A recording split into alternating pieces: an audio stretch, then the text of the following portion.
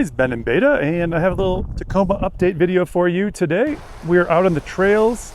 We're trying to find some leaves, but unfortunately most of them have fallen off at this point.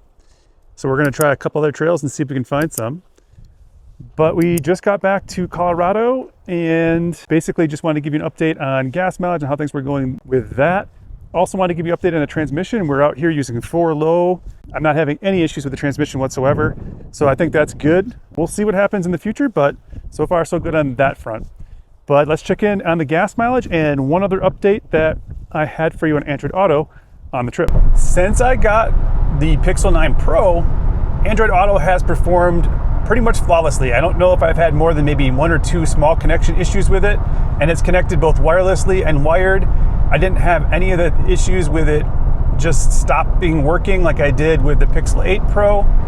So maybe the new chipset in that phone has kind of fixed that, and the problem really was the Pixel 8 Pro the entire time.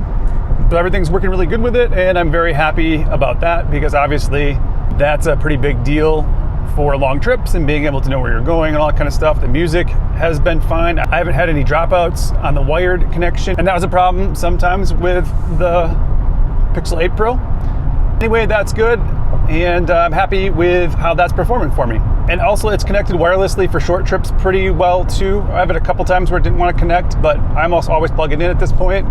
So that's really not been a problem either. I'm fine with it as long as it can be plugged in, but the wireless has been working a lot better too.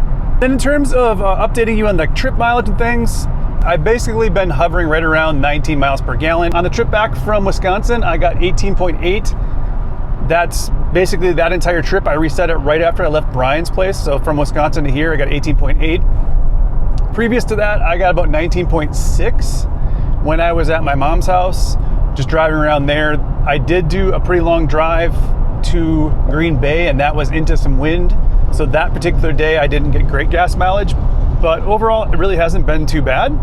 That's what the gas mileage has been like with the Kuat in the low position and not being in the mountain. Other people have reported better. I have had a couple times when it's been over 20. I got 25 miles per gallon on a longer trip at one point on more like just 55 mile an hour roads.